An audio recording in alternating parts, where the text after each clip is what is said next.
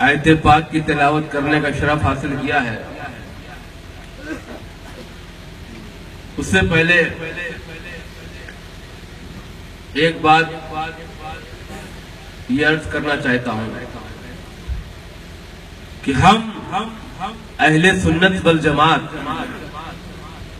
صرف 3 ہی پروگرام کرتے ہیں، صرف 3 ہی محفلیں منعقد کرتے ہیں۔ یا تو ہم میلاد النبی صلی اللہ تعالی علیہ وسلم مناتے ہیں، یا شہید اعظم امام حسین رضی اللہ تعالی عنہ کی شہادت مناتے ہیں، یا اولیاء کرام کے آراس عرس مناتے ہیں جیسا کہ آج منا رہے ہیں۔ تو ہم اہل سنت والجماعت کے پروگرام صرف 3 ہیں، میلاد، شہادت اور عرس۔ تو کوئی آپ سے پوچھ سکتا ہے، سوال کر سکتا ہے کہ آخر آپ اہل سنت والجماعت صرف 3 ہی پروگرام کیوں کرتے ہیں، صرف 3 ہی محفلیں کیوں منعقد کرتے ہیں، مناتے ہیں؟ تو آپ جواب دیں گے کہ دین ہمیں بہت پیارا ہے، دین ہمیں بہت عزیز ہے، دین ہمیں جان سے زیادہ پیارا ہے۔ اگر دین ہمارے پاس نہ ہوتا تو ہمیں اللہ کی معرفت نہ ہوتی، اگر دین ہمارے پاس نہ ہوتا تو ہمیں نماز پڑھنے کا طریقہ معلوم نہ ہوتا، اگر دین ہمارے پاس نہ ہوتا تو ہمیں حج کے ارکانات معلوم نہ ہوتے، اگر دین ہمارے پاس نہ ہوتا تو ہمیں زکوٰۃ کیسے دینی ہے، کتنی دینی ہے معلوم نہ ہوتا، اگر دین ہمارے پاس نہ ہوتا تو والدین کے کیا حقوق ہے معلوم نہ ہوتے، اگر ہمارے پاس دین نہ ہوتا تو اولاد کے کیا حقوق ہے معلوم نہ ہوتا، اگر دین ہمارے پاس نہ ہوتا تو شوہر کے کیا حقوق ہیں، بیوی کے کیا حقوق ہیں، پڑوسیوں کے کیا حقوق ہیں، کہاں تک نام لوں، پوری رات گزر جائے گی، پوری رات گزر جائے گی۔ تو یہ نعمتیں، یہ بہاریں جو ملی وہ کیسے ملی؟ دین آنے کے بعد ہی تو ملی، دین آنے کے بعد ہی تو ملی۔ مگر سوچو مسلمانوں کہ دین ہمارے پاس آیا تو کیسے آیا؟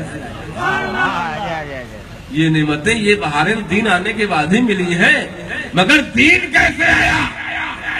ہمارے پاس کیا دین خود سے آ گیا، خود سے چل کر آ گیا ہمارے پاس؟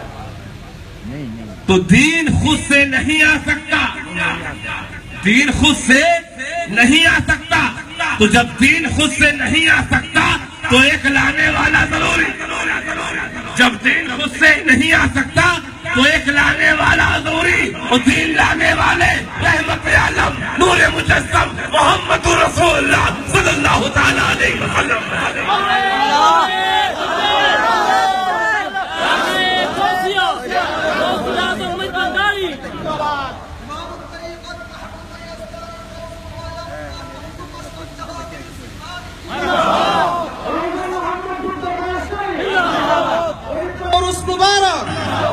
سید شاہ احمد جمال اشرف الجیلانی، تو وہ ہمارے پاس دین لے کر آئے تو ہمیں اللہ کی معرفت ہو گئی، وہ ہمارے پاس دین لے کر آئے تو ہمیں نماز پڑھنے کا طریقہ معلوم ہو گیا، وہ ہمارے پاس دین لے کر آئے تو ہمیں حج کے ارکانات معلوم ہو گئے، زکوٰۃ کیسے دینی ہے، والدین کے کیا حقوق ہیں، پڑوسیوں کے کیا حقوق ہیں، بیوی کے کیا حقوق ہیں، شوہر کے کیا حقوق ہیں، سب ہمیں معلوم ہے۔ سارے نیک اعمال ہمارے دامن میں۔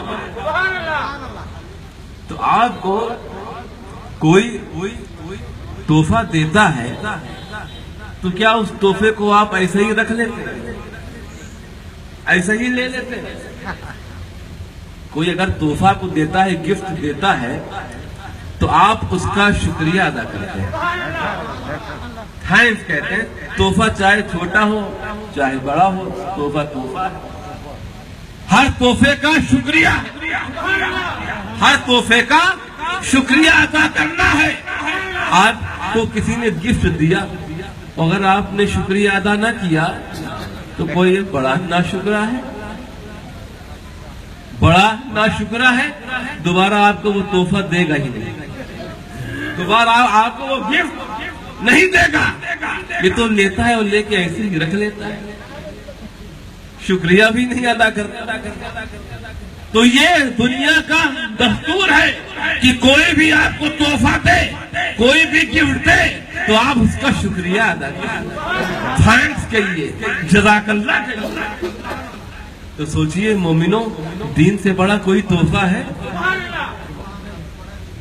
तो हर तोहफे का शुक्रिया है, मामूली से मामूली तोहफे का शुक्रिया है, मगर दीन जैसे अजीम तोहफे का कोई शुक्रिया नहीं। अरे हम अहले सुन्नत वल जमात शुक्राने वाले हैं, ना शुक्रे नहीं है। हम अहले सुन्नत वल जमात शुक्राने वाले हैं, ना शुक्रे नहीं है। तो हम अहले सुन्नत वल जमात दीन मिलने के शुक्राने में हम दीन लाने वाले की मीलाद मनाते हैं। हम दीन लाने वाले की मीलाद मनाते हैं। अरे मीलाद पाक तो इतनी बड़ी अजमत, इतनी बड़ी बरकतें हैं इसमें, रहमतें हैं, बहुत अजमत है मीलाद पाक।